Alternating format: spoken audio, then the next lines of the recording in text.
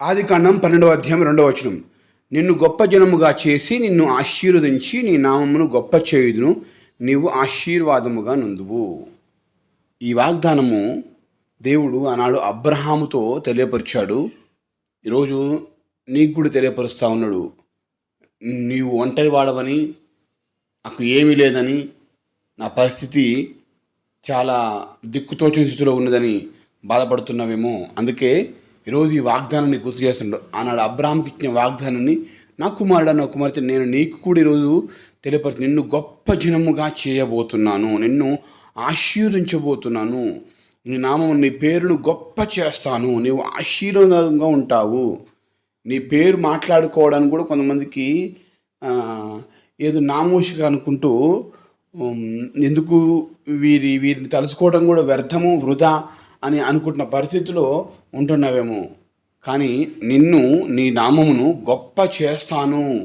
చూడండి, దేవుడు ఒక మనిషిని గొప్ప చేయడం అంటే ఎంత అద్భుతమైన విషయం అండి. దేవుడే ఈ భూమి దిగి వచ్చి ఒక మనిషితో మాట్లాడి నేను గొప్ప చేస్తాను. చూడండి, ఎవరైనా ఇట్లాంటి విషయం ఏంటండి చెబుతారా? చెప్పి నెరవేరుస్తారా? దేవుడు, యేసుక్రీస్తు దేవుడు చెప్పాడు, దాన్ని నెరవేర్చాడు. ప్రియా సహోదరి సహోదరుడా, ఖచ్చితంగా ఈరోజు ఉన్న స్థితిని బట్టి బాధపడకు. ఈరోజు ఉన్నట్టుగా రేపు ఉండదు, అస్సలే ఉండదు. ఈరోజు ఉన్నట్టుగా రేపు అస్సలే ఉండదు. రేపు నీ జీవితాన్ని మార్చిపోతున్నాడు. రేపు నీ జీవితంలో అద్భుతం జరగబోతుంది. ఈరోజు నా పరిస్థితి చాలా భయంకరంగా ఉంది, దరిద్రంగా ఉన్నది, ఎవరికి చెప్పుకోలేకపోతున్నానని చెప్పేసి కన్నీళ్లు గారుస్తూ దుఃఖపడుతున్నావు కావచ్చు. బాధపడమాకు. దేవుడిచ్చే మాట నమ్ము. అబ్రాహాం ఒంటరివాడే, కానీ గొప్ప జనంగా మార్చబడలేదా? ఆనాడు ఈనాడు ఏకరీతిగా ఉన్న దేవుడు అబ్రాహాముకు సంతానం లేని పరిస్థితుల్లో కూడా దేవుడు చక్కటి కుమారుని ఇవ్వలేదా? ముదిమి వయసులో, అంటే వృద్ధాప్య వయసులో కూడా దేవుడు చక్కటి గర్భఫలాన్నిచ్చి ఆయన నామాన్ని గొప్ప చేయలేదా? ప్రియ సహోదరి సహోదరుడా, ఎందుకు బాధపడతావు?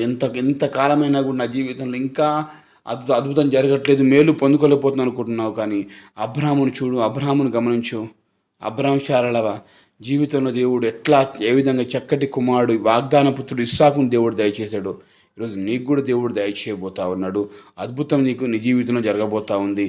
ఆనాడు దేవుడు అబ్రాహాముకు ఇస్సాకును ఇస్తే ఈనాడు నీ జీవితం ఏది ఆలస్యం అవుతుందో దాన్ని నా దేవుడు ఇవ్వబోతున్నాడు. ఖచ్చితంగా నమ్ము, నీ జీవితంలో అద్భుతాన్ని చూడగలుగుతావు. కనుక ఈ గొప్ప వాగ్దానాన్ని మనం పొందుకుందాం. దైవనామాన్ని బట్టి ప్రార్థన చేసుకుందాం. ప్రార్థన. పరిశుద్ధ ప్రేమ గల తండ్రి, వందనాలు. నేను గొప్ప చేస్తాను అని ఇచ్చిన వాగ్దానం బట్టి చూస్తున్నాను ప్రభా. ఈ వాగ్దానం మా అందరి జీవితం నెరవేర్చి మీరే మహిమ పొందుమని యేసు నామములో వేడుకుంటున్నాం తండ్రి.